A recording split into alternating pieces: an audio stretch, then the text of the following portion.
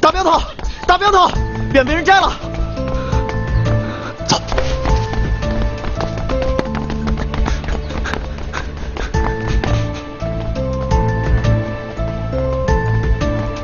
同行，你谈完了？嗨，别提了。哎，你怎么把人镖局的匾给摘下来了？嘿嘿嘿，我把镖局的匾摘了，戴海神非得出来跟我比武了。不是，不是你怎么我？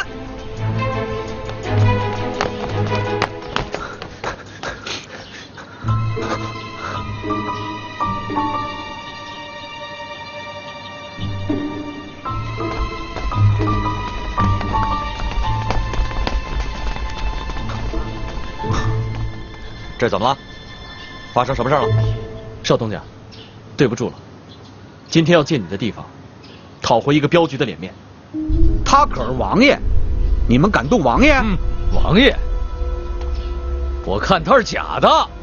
大清朝哪有这样的王爷？如果是假的，镖局准备怎么办？摘了镖局的匾，那就是跟镖局结了血仇。他要是假的，这人在山西就没了。哼，你说我是假的，有点意思。怎么证明你是真的呀？这个容易。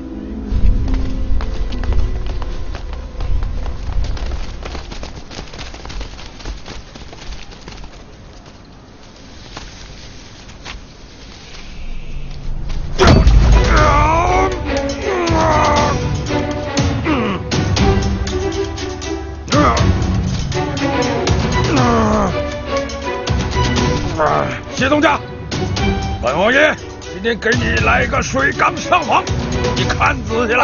哎，王爷，咱们就别玩这水缸上房了，砸坏了这御赐的匾额，我可担待不起呀。啊，那就怪你没眼福了。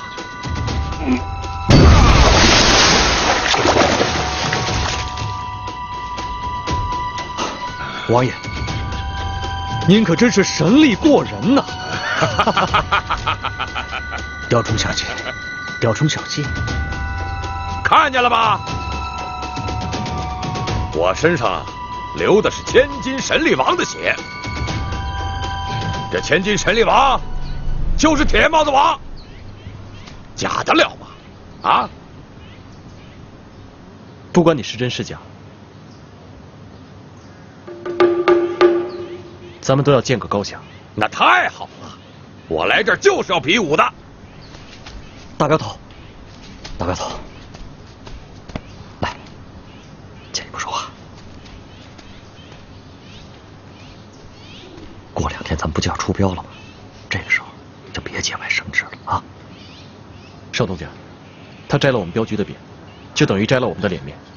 没了脸面，我们还怎么走镖啊？哎，你到底是比还是不比啊？明天一早，镖局见，等你。等等，明天跟我比的是你还是戴海神？你没资格跟我师父比，先打赢我再说吧。把后面的事情该给他准备就给他准备准备。哼，王爷，有把子傻力气吓唬谁呀？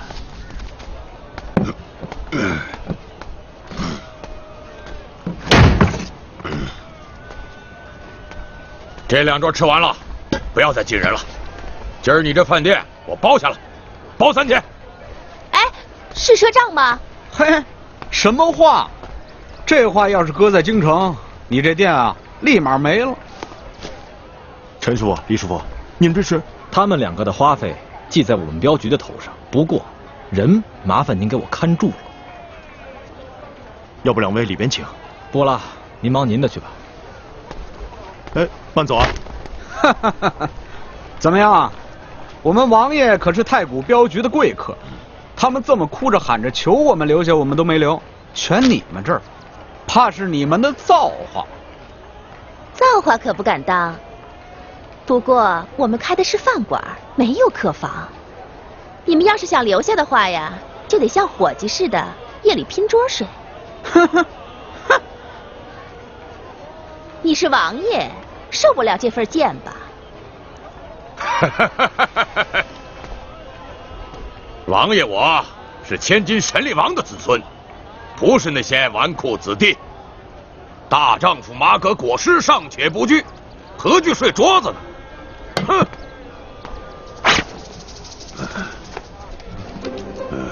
一、二、三、四、五。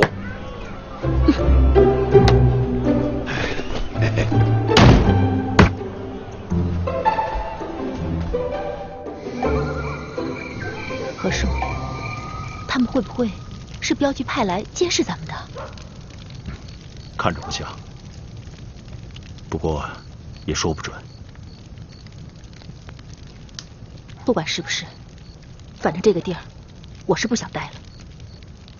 秀儿啊，你要是想走，也得把少爷交代的事情完成。我感觉这些日子，镖局会走中镖。这个时候不想节外生枝。少东家，你也看到了，是他们先摘了镖局的匾。这两个人来路不明，不管比武是输是赢，后果都不好收拾。不管输赢，后果都由我来承担。我是怕你承担不了。这是镖局的事情，就算他是真的王爷，这场武我也是一定要比的。您的镖，我会按时押送的。没别的事的话，我先告辞了。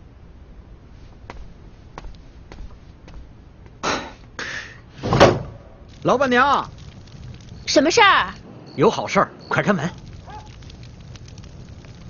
夜深了，睡下了。灯还没灭呢，别蒙我。告诉你啊，真有好事便宜你，过这村可没这店了。童爷，这深更半夜的敲一个妇道人家的门儿，不合适吧？啊呸！你把我童爷当成什么人了？童爷是正人君子，君子坦荡荡，哼，不怕人家嚼舌根。那您请吧。一个被夺了爵的王爷，应该是不会错的。他祖上是被乾隆年间夺了爵，算下来到现在也100多年了。一个被夺了爵的王爷，那他就是平民百姓了。咱们也用不着跟他客气。他虽然祖上被夺了爵，但他毕竟是宗室之人。这再说，京城里的那些皇亲贵戚，关系复杂的很。前代被夺的爵，后代恢复的还有。我看这种人，咱们还是能不得罪他，最好别得罪他。我老爷说的是，我们还是谨慎一些的好。童爷，你就真忍心把王爷扔下，自个儿跑了？什么叫自个儿跑啊？我童爷那是有国事在身，不宜在此处久留。给你们个机会，让你帮我，那是你们的造化，可不是一般人都能遇得上的啊。您还是把这造化让给别人吧。拿张纸来蒙人，您这骗术也够拙劣的。风麻燕雀，您算是哪一门啊？原来是老何呀！江湖救急，江湖救急。如果能行个方便，日后必有一份人心。别跟我点吹，我不懂。拿张纸来蒙人，别说您这银子是假的，就是真的，我也帮不了您。那些个达官爷可都是会武艺的，回头您拍屁股走人了，我这店可就关门了。哼，您还是请吧。哎呀，我是真替您可惜呀。您呐，失去了最好的一次机会。走不走？再不走我喊人了。哼，得。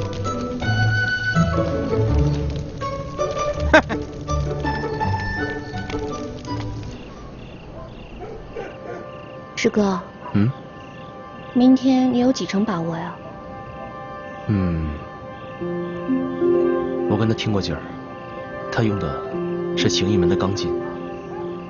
除了师傅之外啊，我还没有见过这么强的力道。那非比不可吗？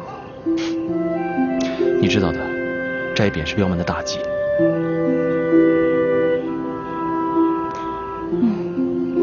听说他是清贵。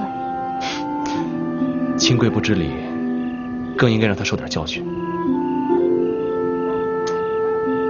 要是爹在就……蓉蓉，就算师傅没病的话，这个脸面也应该是我讨回来，明白吗？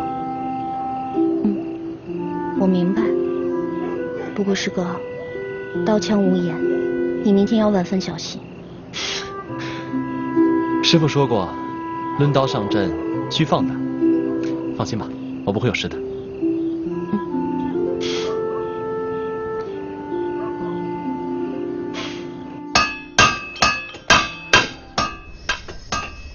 刘爷，这筋骨是给您接上了，可这内在的病可是长上了。这刀啊，会暗示主人的命运的。刘爷，最近您可得多加小心呢。哎，刘爷，那刀已经使不得了。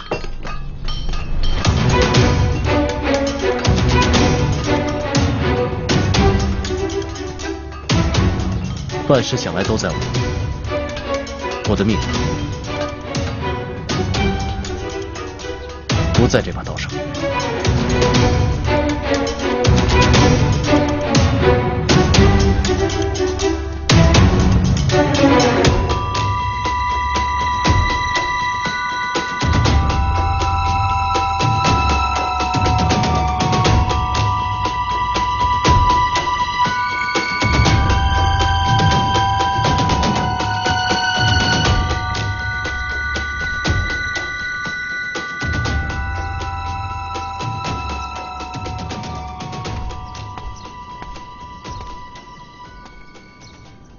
比武以性命相搏，命是天给的，你得敬神。神是要敬的，你们敬你们的神，我敬我的神。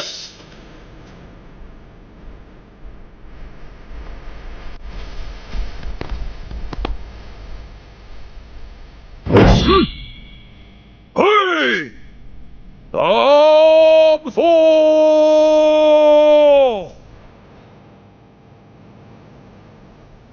当所，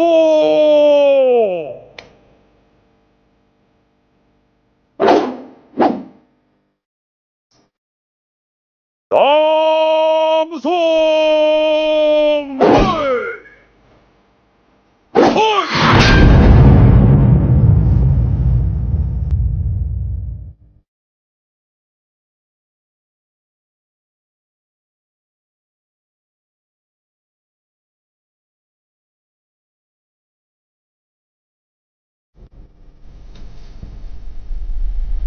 比武开始。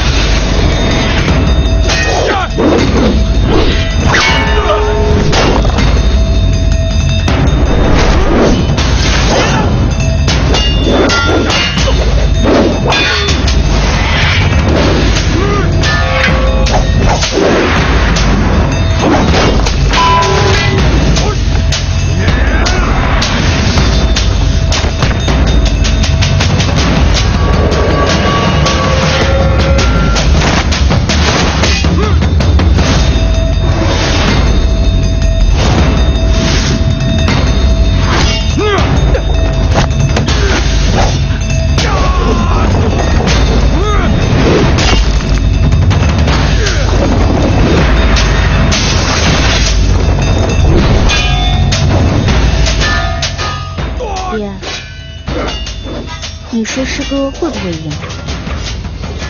安顺这些年的钢筋儿有了一定的火候，寻常应急不会有什么闪失，就怕遇到同门的高敌呀。我去看看。站住！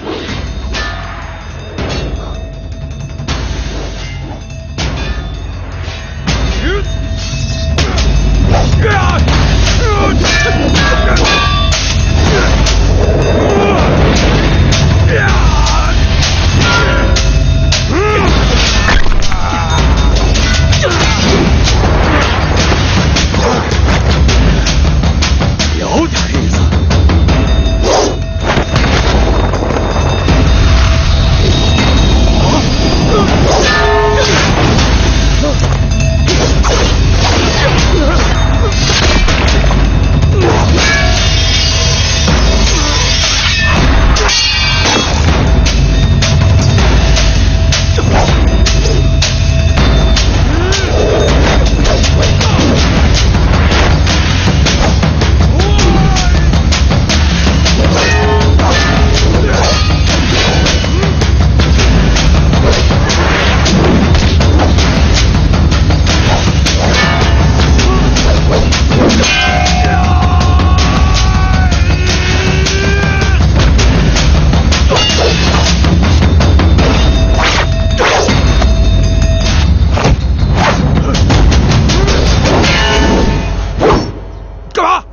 二哥，你已经输了。我没输，我不服。生服不服？输了就是输了，再往下比，命就没了。西兵，是我输了。顺哥，刀断是意外，在祖师爷面前，我不能说假话。我们是比武，不是赌生死。生死我赢了，比武我输了。他的武功确实高于我嘴上赖得掉，但心里赖不掉。大镖头真是胸怀坦荡，我同哈向来不服人，今天我算是服了你了。西兵，把太师鞭撤掉。顺哥，撤掉。拿好太师鞭。蓉蓉，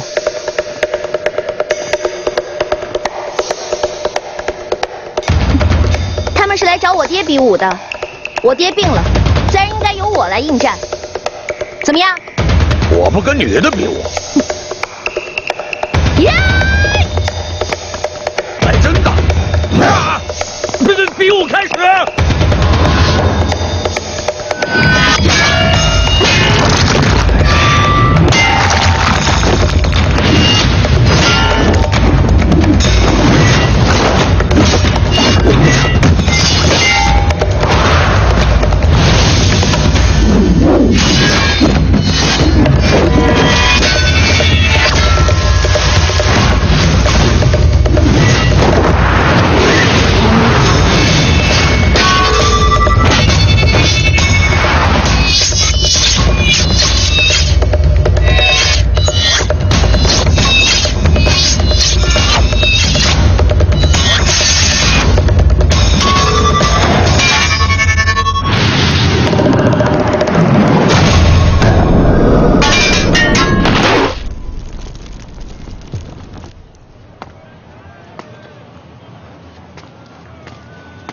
掌柜的，我来请匾了。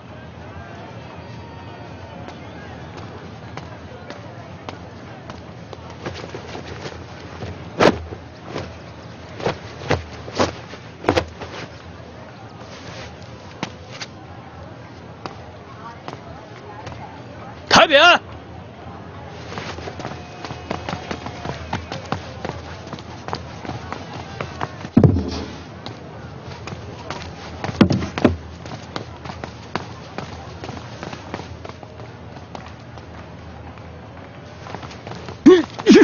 王爷，王爷，你这是怎么了？啊！轻点，轻点啊！哎呦，慢点，慢点。怎么了？慢点。哎，少东家，您怎么来了？王爷不住商会，非要来你们这儿，好好照顾吧啊！费用算我们商会。您放心。王爷，比武的事你别总放在心上。您看，我这儿带了200两银子，是我们一点心意，您收下吧。啊，太客气了，您真是太客气了啊！笑话，我是王爷，又不是叫花子，拿走。王爷，这可是黎民百姓对您的一片心意，不能不给这面子啊！我告诉你，本王爷输得起，我不收。哎，我说拿不拿走？不拿走，我把你这房子给你点了！王爷息怒，少东家，王爷是真生气了，您还是拿回去吧。啊，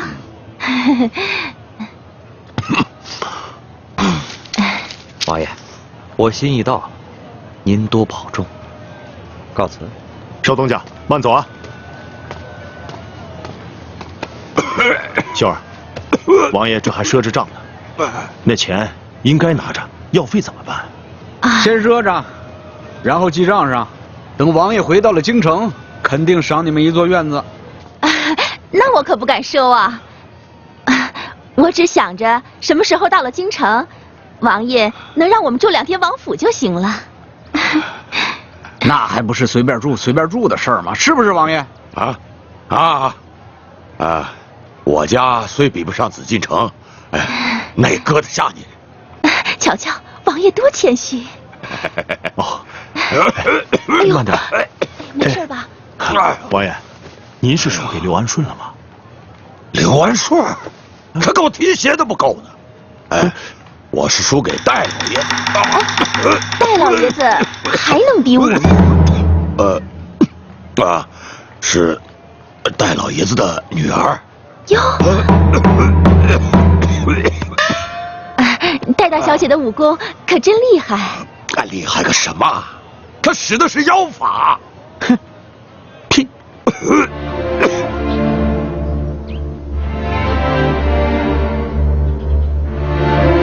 我们是比武，不是定生死。你想不想知道我今天是怎么胜那个额尔赫的？安顺这些年的刚劲儿有了一定的火候了，寻常硬敌不会有什么闪失，就怕遇到同门的高人家。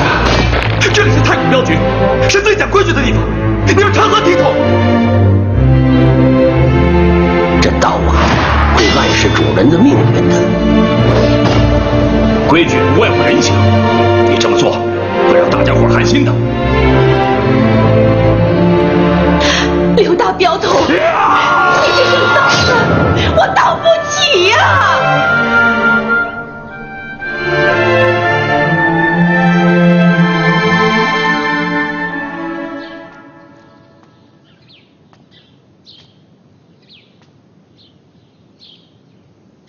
老爷子，这回的比武可是刘大镖头输了。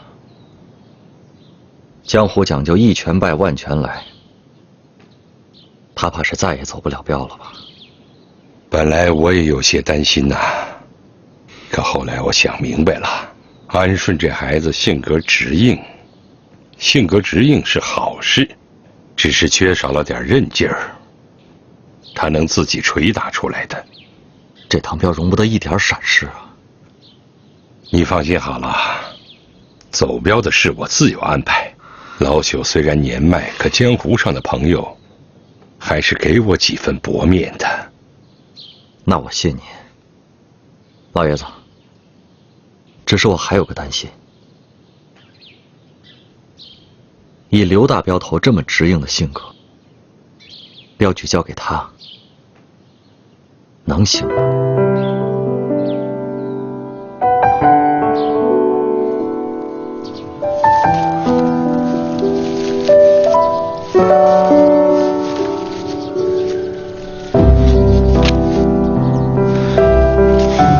娘，孩儿不孝，这些日子又出了这么多事儿。娘这辈子什么事没见过，不就是比武输了吗？娘都听说了，你输得不丢人，挺好。这大镖头做不做不要紧，关键是咱担得起事儿，那就做得起人。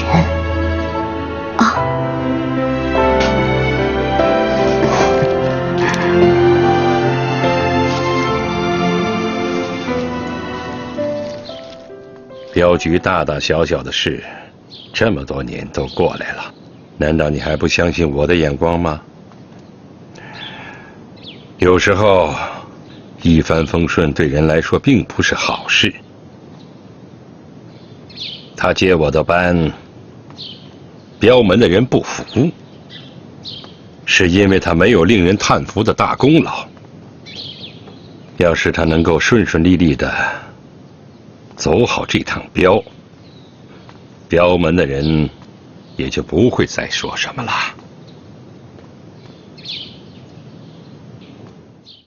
来，高点，高点！虽说戴姑娘把面子给挣回来了，但是大镖头输了，传出去啊，人家还是会轻看咱们的。是啊，这原本就靠未过门的媳妇儿得了一个大镖头的位子，末了还得靠媳妇儿保住面子，这大镖头当的太丢人了。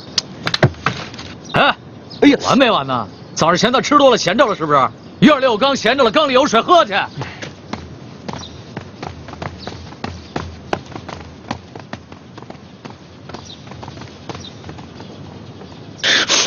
呀，嘿，踢什么踢呀？你看我干嘛？看看正了没有？瞧什么舌头？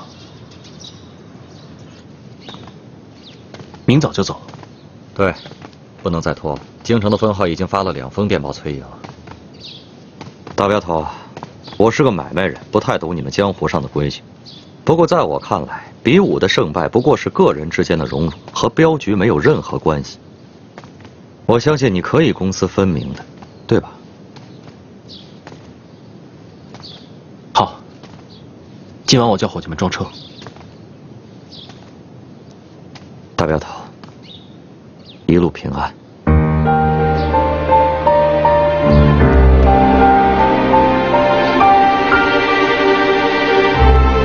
王爷，中午想吃点什么？干的还是稀的？面条还是米饭呢？啊？吃什么都行，只要是你做，我都喜欢吃。王爷什么没吃过呀？不用太复杂，4个凉的，8个热的，外加1盆汤，捎带1壶酒就行了。我也没跟你说，你想吃，拿钱来。拿什么钱？我跟王爷可是一块儿的，你别狗眼看人低啊！论辈分，我可是皇上的舅爷。哼，那您呀，就去找皇上吃呗。反了！连这么大逆不道的话你都说得出口，国将不国！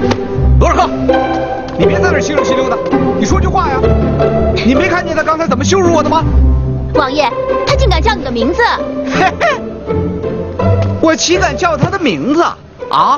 你问问他，这一路上他的花销都花的谁的钱？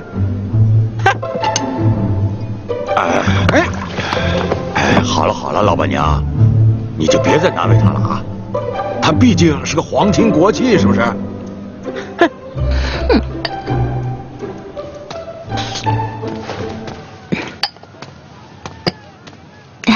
陈镖师，我们不做生意了。没关系，老板娘，80个大饼，明天一早才要。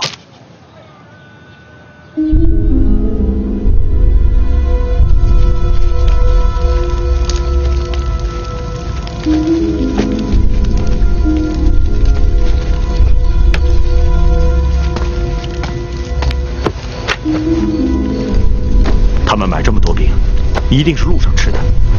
看来他们要走镖了，我得马上给少爷报信儿去。那我呢？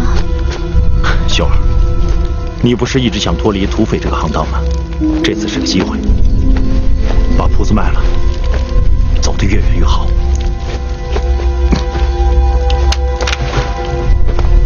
那以后去哪儿找你啊？秀儿，最好不要再见面，那不是好事。在土匪窝子里待了这么久，你是唯一一个对我好的。何叔，好好活着。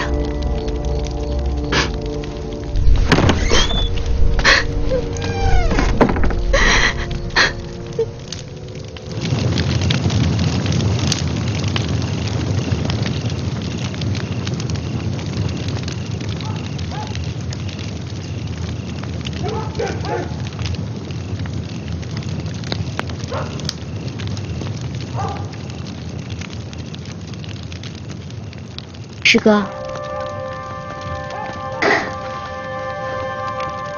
明天要出标了。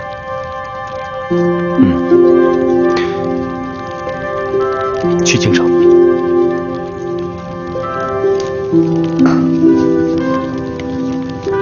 师傅好些了吗？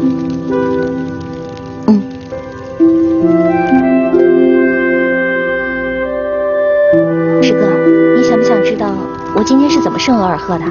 蓉蓉，同门之间是不能互相传授的，这是师门的规矩啊。可是，你要真为我好的话，就别再说下去了。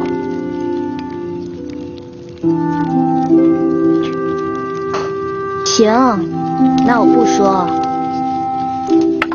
不过有一句话是爹让我带给你的。什么话？爹说，好的镖师要像这根杆子似的，能弯不能折。这其中啊，有一个败中求胜的道理。败中求胜。话我带到了，我走了。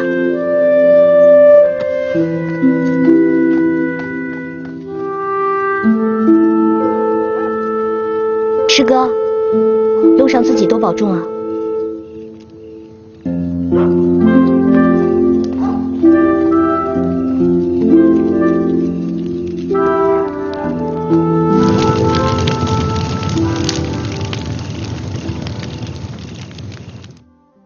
到伏牛山了。伏牛山是过野的地，喊起标号来。喊标号！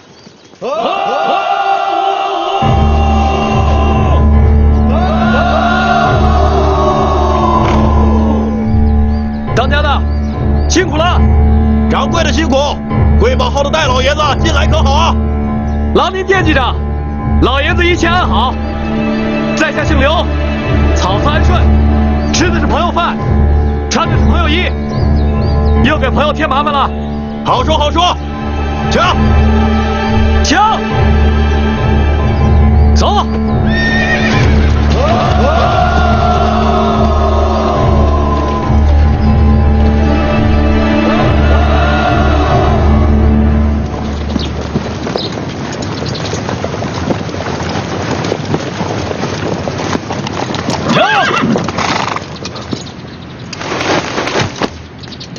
大镖头辛苦了。掌柜的，有没有生客？都是些买卖人。这儿啊，哎，带大官爷们去后院备马。好嘞，各位大官爷，快请。走，后院，小心后边车子。这边车往里走。装前站好自己的马车，看个骡子啊，看个货，印好自己的马。掌柜的，老规矩，3间靠院子的房子，3间大通铺。好嘞，大镖头，已经让他们去安排了。您晚上吃点什么饭食啊？不用了，大过肩了。好，这儿，哎，给大官爷们准备热毛巾，早备好了。镖门的规矩，走镖住店讲究3不住：不住新开之店，不住易主之店，不住常店。进到店里，要仔细巡视，看看有无异象；探查店外，看看有无异风；更要观察厨房，看看有无异味。晚上睡觉，则讲究3不离：武器不离身，衣不离身，车马不离院。逢人接物，要带3分孝，让3分礼，饮3分酒，这叫3分保平安。你的马，你收好了。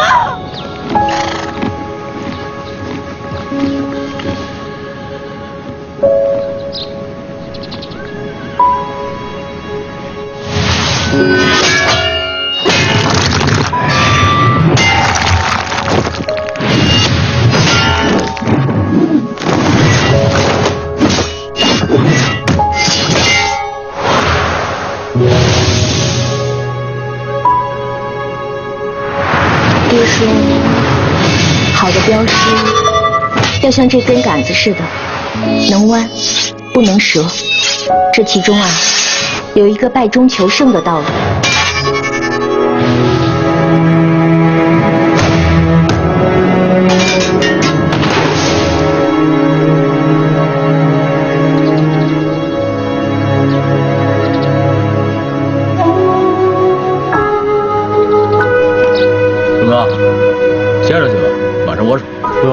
今儿头一晚我要守。那行，那你守吧。嗯。我哪舍得把你一个人扔这儿？哎。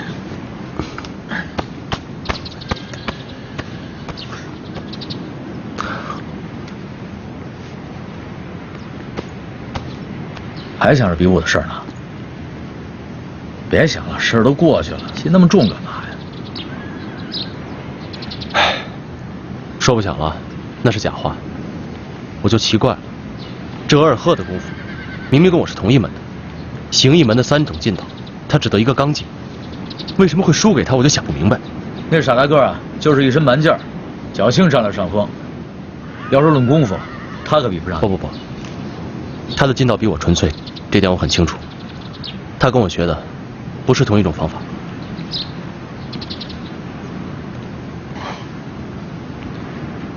啊，其实我说不明白。你说师姐的功夫没你高，那怎么额尔赫赢不了他呢？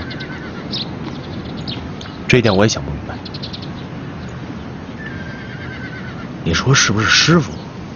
别胡说，我没怀疑过师傅。唉，也许啊，是我自己太笨了，领悟力太差，没悟到真谛吧。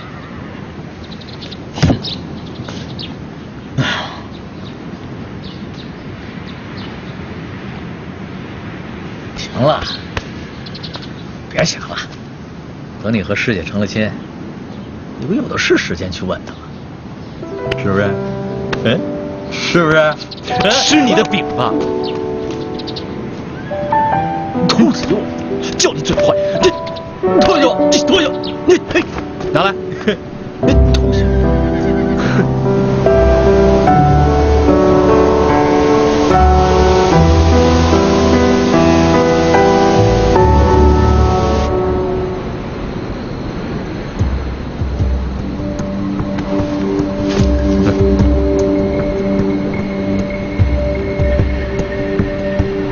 你也认为我判的不公吗？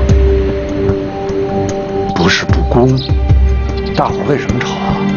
无非是让你马大哥要一个名分，标门后葬，就是以标门的名义出一辆马车而已，你犯得着跟他们理？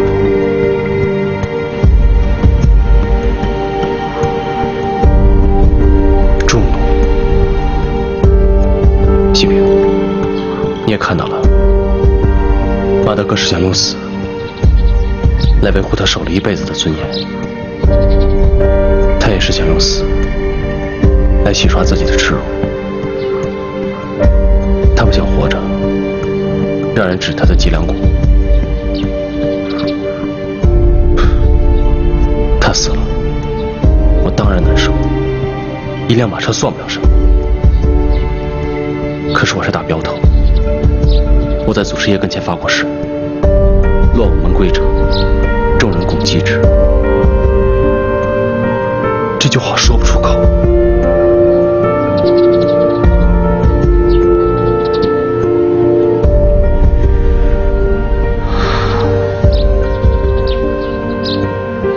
我明白。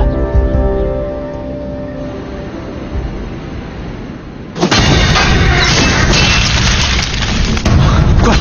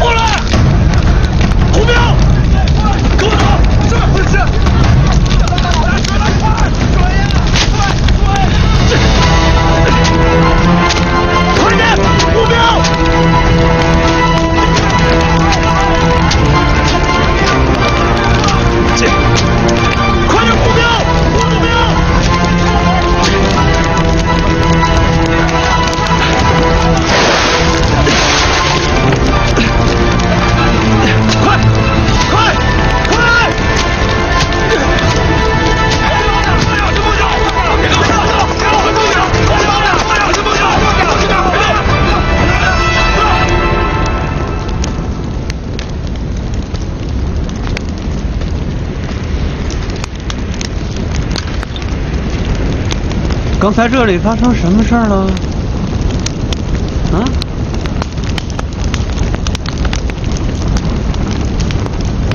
这位长官，有土匪趁火打劫。土匪趁火还打劫？你们是干什么的？小字号太古镖局，押镖紧进。哼，押镖的，那为什么每个人手里边还都拿着枪支啊？长官，镖局配枪是朝廷许可的，有官府的枪证。这是镖票，这是巡抚衙门的录音，请长官查看。可惜呀，这巡抚陆大人已经被乱匪打死了，这录引失效了。更何况谁知道这录引是真还是假呢？把枪拿来！来，把枪拿来！快，拿来！听我，快！枪拿过来！你们拿过来！这些人手持枪支，扰乱社会治安，本官怀疑你们是乱党，所以要带回去衙门。长官，我们是镖师，有录引为证。你这么说的话，我反而怀疑你的身份。有道理啊。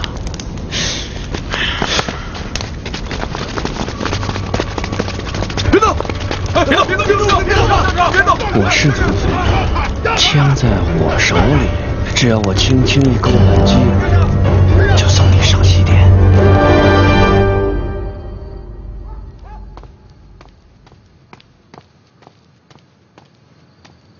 少东家，少东家，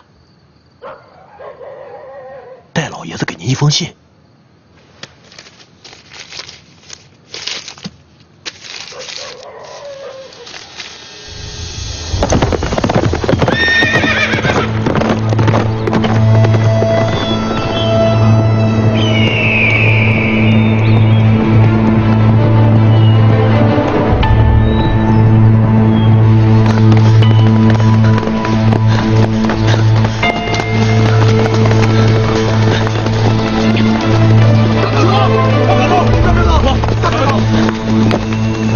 怎么样，哥？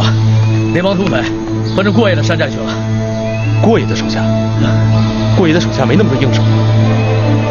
咱俩山寨没枪了，怎么办？我去找当地官府帮忙，您在这等着。不用等了。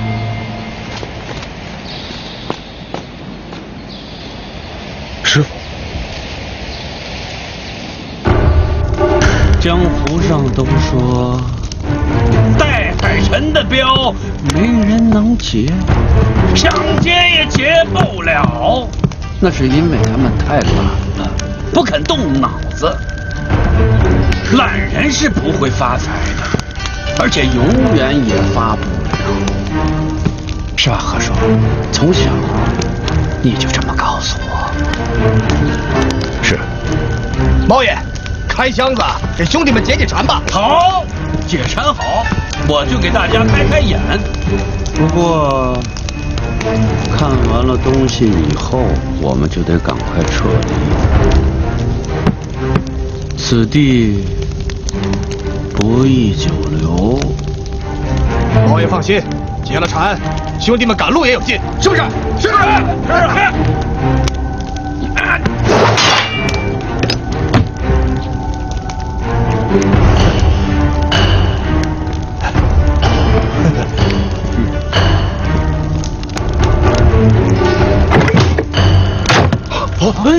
这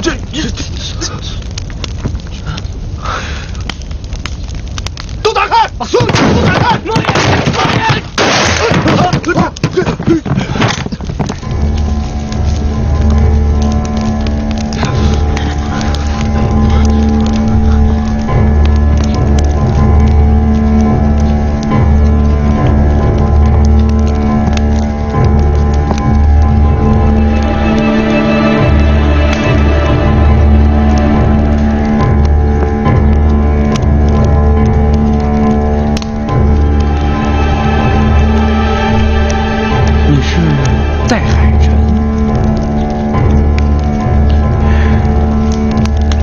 过爷是死在你手上了。他胆子太小，活得已经够长了。手段够狠，也够辣，可惜啊，是个短命鬼。那还那么多废话？赶紧比试比试吧！啊！放下！放下！放下！放下！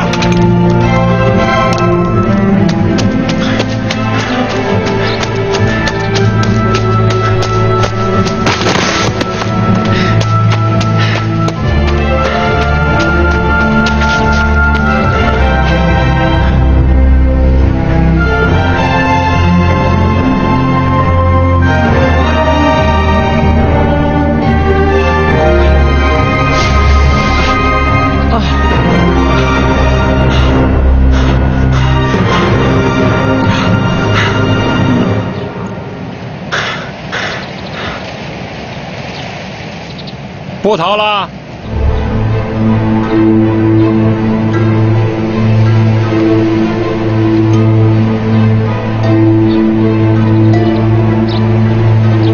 我不是逃，我是想找一个机会单独会会你，看看你究竟有没有传说中那么神。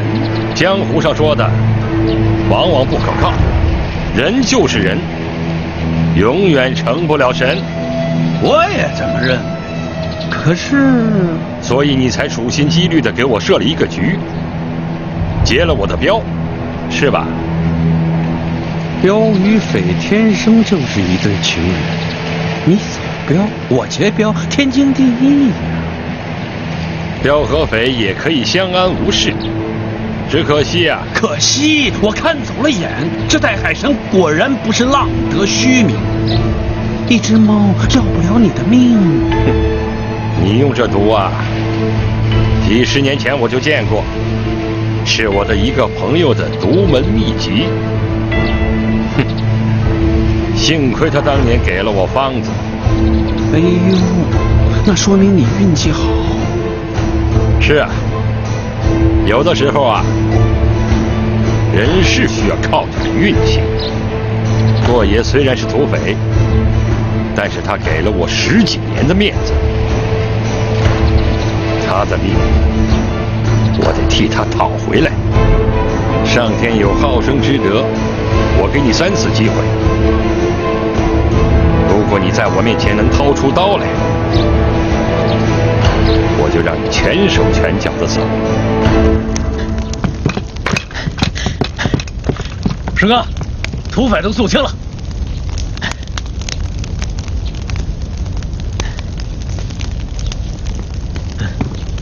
石头，哎，银子呢？让哥给换了。不是他们掉的包，是师傅。师哥，爹在这件事上没有告诉你，是有他的考虑。我明白。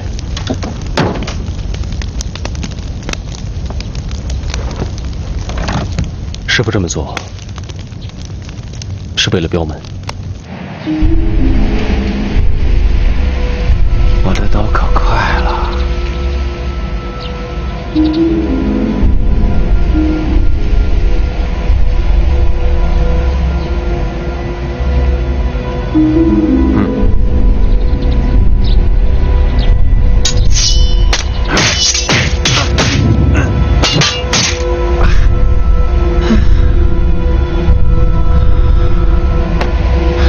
还有2次机会。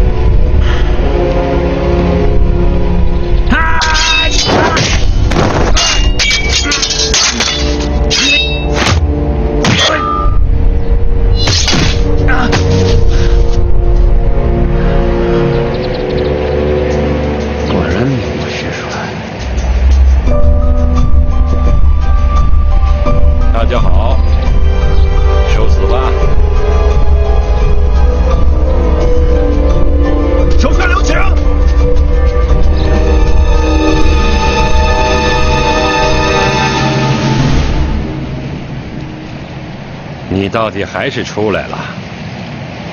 少爷，能在戴老爷子跟前抽出刀来的，世上没有几个人，输给他不丢人。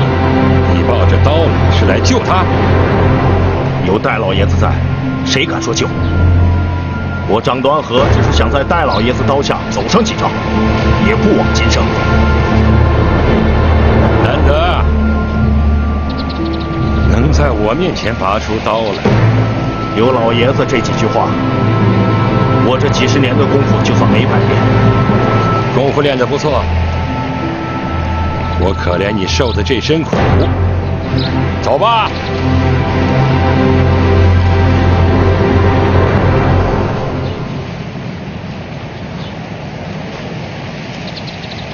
除非你把少爷放了。哼哼哼哼哼。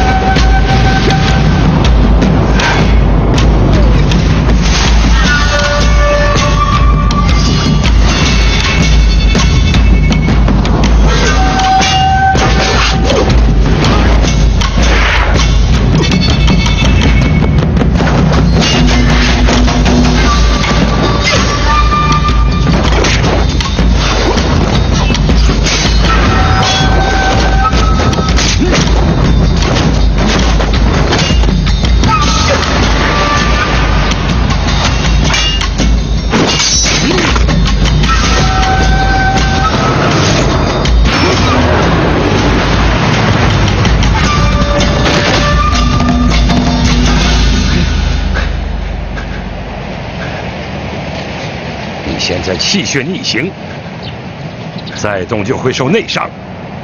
我看了你5招，是因为5招之内我没把握不伤你。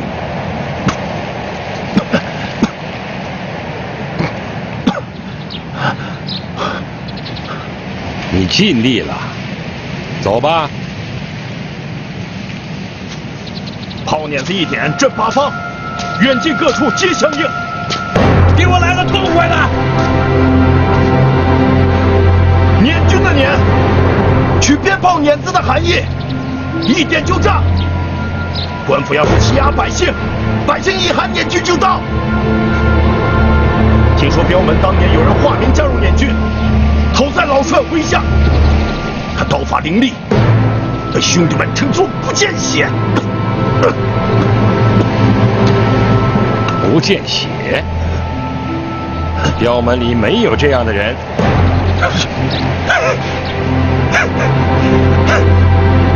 那你怎么会留着那军旗呢？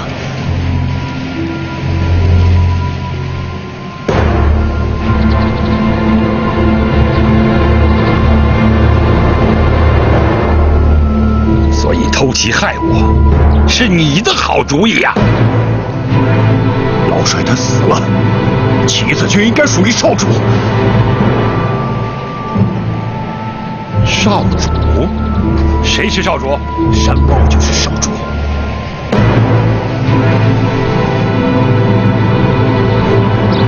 他就是老帅的儿子。老帅3儿1女，都被清兵擒住，送到京城里问了斩。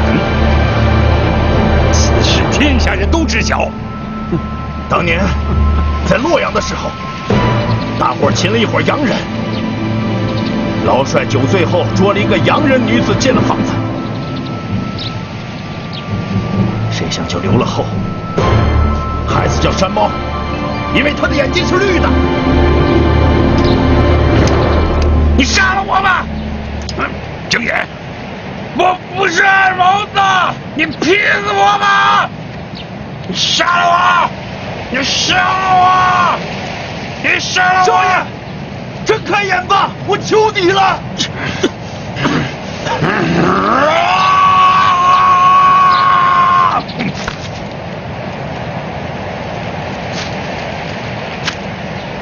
让他发个毒誓，一辈子不许进山西。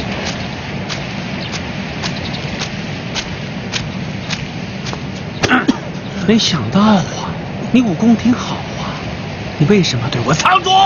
少爷，先发个不再来山西的毒誓吧。我呸！从小到大，你都告诉我，我爸是朝廷派去美国的留学生，现在怎么出来了一个捻军的老帅啊？你为什么骗我？你为什么骗我？说！少爷，我是怕你沾惹上官府啊。现在还不是一样吗？哎呀，看来我只能是一个土匪的命啊！啊，少爷，咱可以洗手不干了。放屁！说，我妈是不是生下我以后被我爸给杀了？说，没有，他找机会逃走了，老帅给他放的。他去哪儿了？有人说在京城见过他，我去找过，但没见着人。我妈是哪国的？不清楚。长什么样？不知道。多大岁数？搞不清楚。长什么样你总看得清楚吧？长得都一样，总得有点特征吧？反正一看就是个女的。一看就是个女的。放屁！我告诉你，从今天开始，我跟你恩断义绝。你别总像一个大鼻涕一样粘着我，甩都甩不掉，甩都甩不掉。你离我远点，你这个大骗子！少爷，你生下来就跟着我，是我把你带大的，我不跟着你跟着谁啊？我告诉你，滚！你给我滚，滚得远远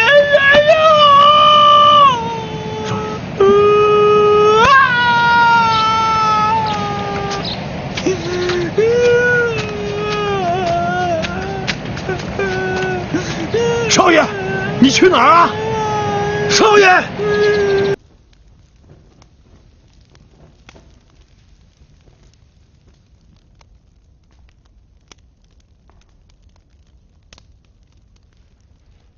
过爷，一路走好。师傅，弟子丢了镖，愿受师傅责罚。错不在你，我让你押的是假镖，银子已让魏镖头运往京城了。丢了假镖不算丢镖，镖是我借的，从我手中被劫，就是我丢的。镖局不问话，就算是丢了石头，也是丢镖。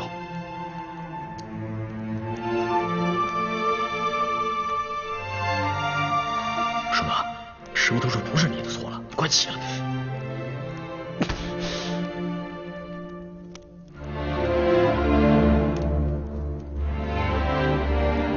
你是怨我让你押了假镖？弟子不敢。回太仆。爹，师傅，你怎么就永远不听劝呢？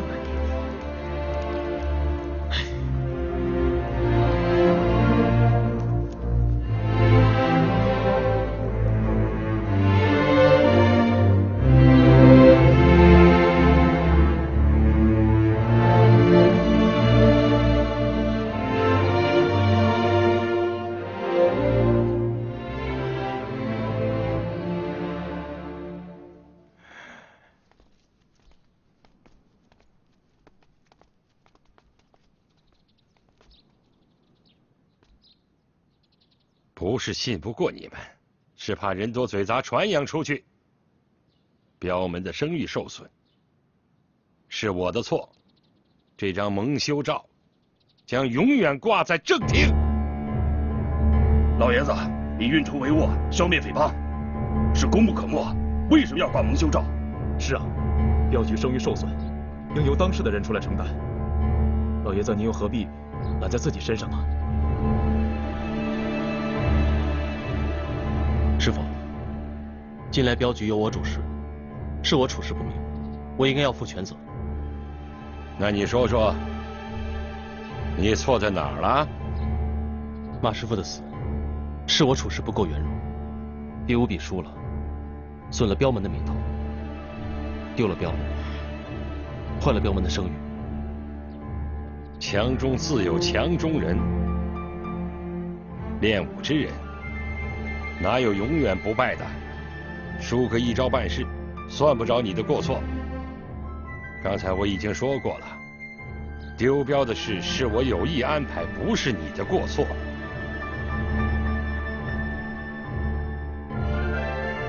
至于马奎，我知道大家伙对这个事儿意见非常大。那你们都说说，刘安顺错在哪儿了？老爷子，马镖头走了一辈子的镖，临了得了这么一个结果，大伙儿都觉得冤。是啊，冤。虽说是走了点皮子，毕竟这人都死了，给他算个殉职，也算是合情理吧。情理？什么是情理啊？这回你玩的可有点过了啊！怎么了？你这伤早就好了，你还在这跟我装？我知道，你是对那小娘们动了心思。尊卑有别，你可别往深了想。你以为你是正德皇帝遇上了李凤姐？我告诉你，这是一孙二娘。这哪儿跟哪儿啊？你想歪了！我这是亲民，朝廷都说了，满汉一家嘛。哎，我看这老板娘人不错，会体贴人。体贴人啊！他是惦记你京城里的王府呢。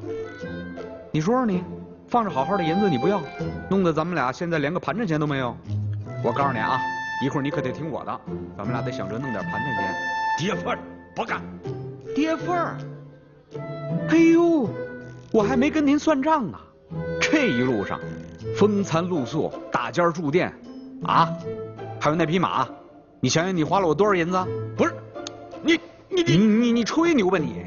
什么武功盖世，天下无敌，到头来你连个小姑娘你都打不过？哎，那他使的是妖法，这不能算数啊！这个王爷，王爷，哎呦，您都起来了，干嘛还躺下呀？哎呀，王爷等着您给他捶背呢。捶背可以，不过咱们得先算算账。啊，得，有来要账的。可越在这个时候，越要守住我们的根本。什么是根本？规矩就是根本，没有了规矩，就没有了我们镖门。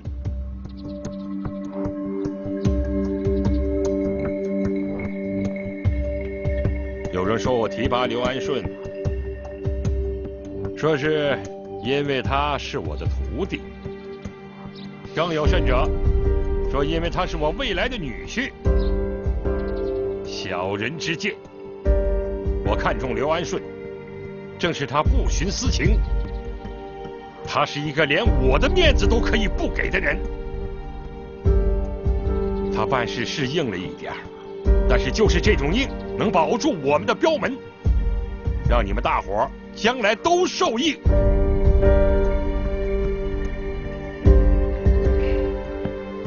王大友，你有话说吗？没有。我有话说。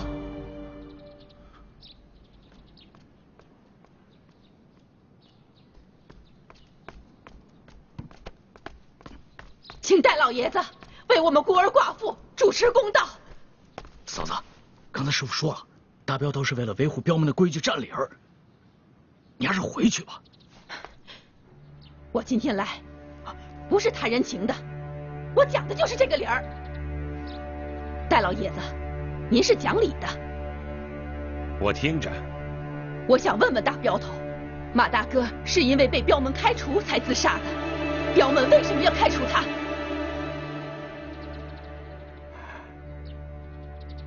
安顺，因为马镖头擅改镖路，接待私货，导致镖车被劫，坏了镖门的规矩。好一个坏了镖门的规矩！大镖头，你的记性不太好吧？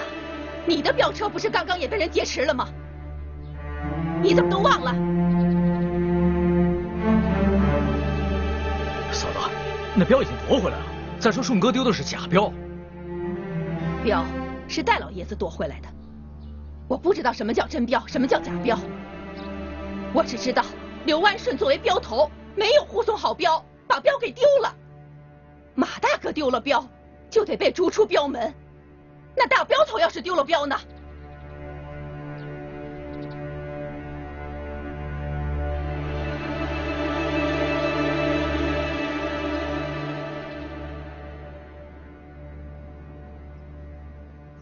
家里的孩子还病着，我得回去熬药。戴老爷子，我信您，您办事公道。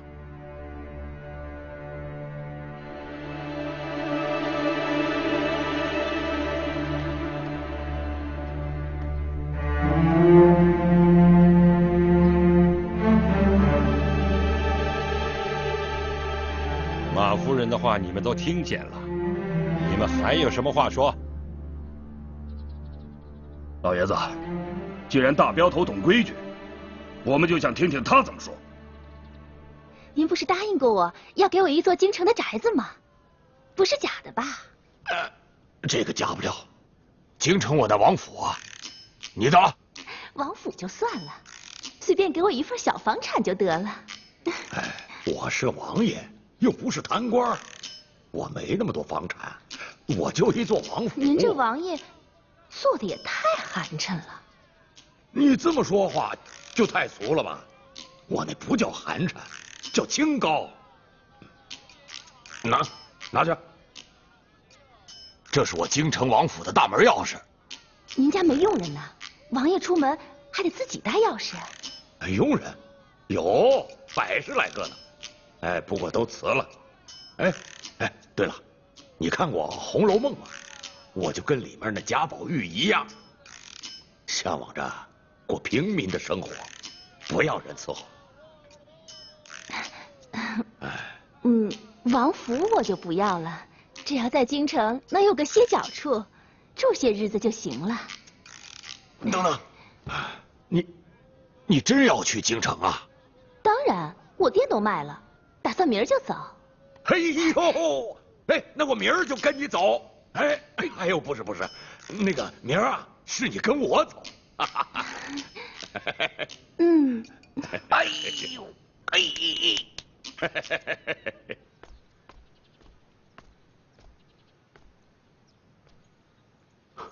师傅，镖局的事情，我难辞其咎。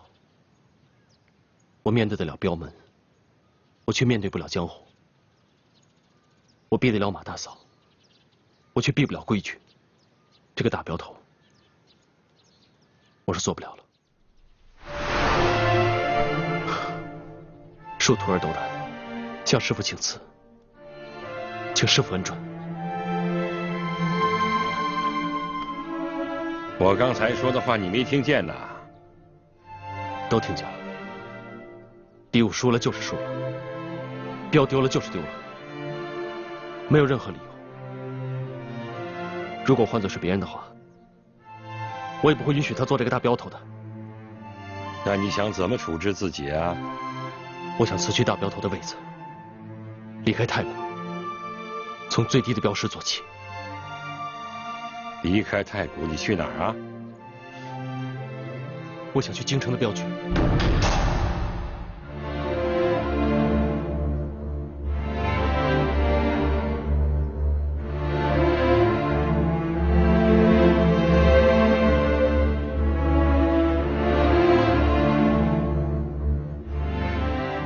顺哥，你瞎说什么呀？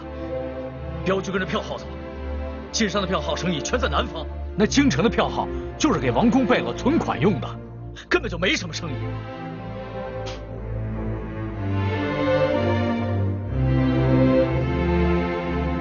顺哥，你想好了？我想清楚了，反正我现在什么都没有了。好，有骨气。你要知道，你是因为认罚才去的京城。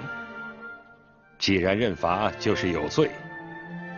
镖门的规矩是要给你挂黑带。我想清楚了，师父。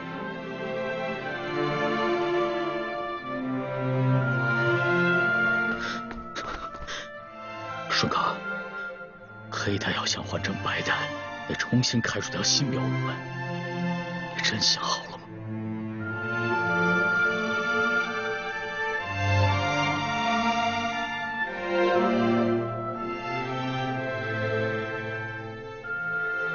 把把刘安顺的拜师帖从祖师爷的牌位下取出来，挂黑带。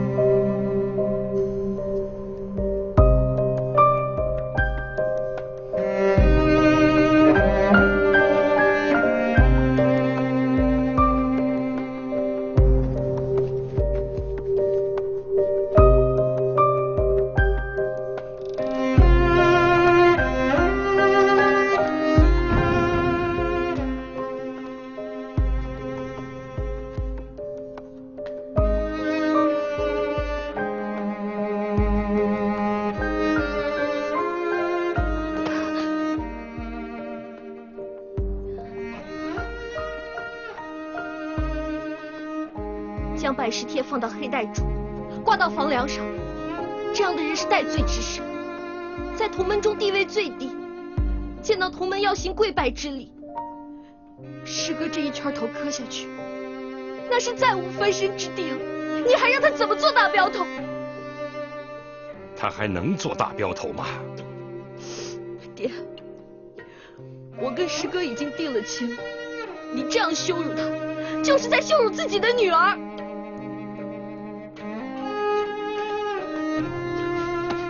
请师父息怒。启禀，退下去。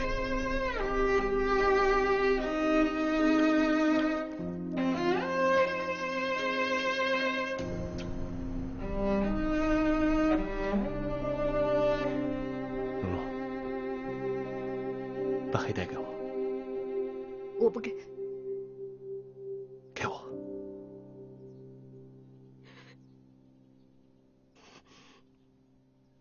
师兄，你为了你所谓的规矩，你肯上京城那么远的地方去护你的镖，你都不愿意留在蓉蓉身边守护我吗？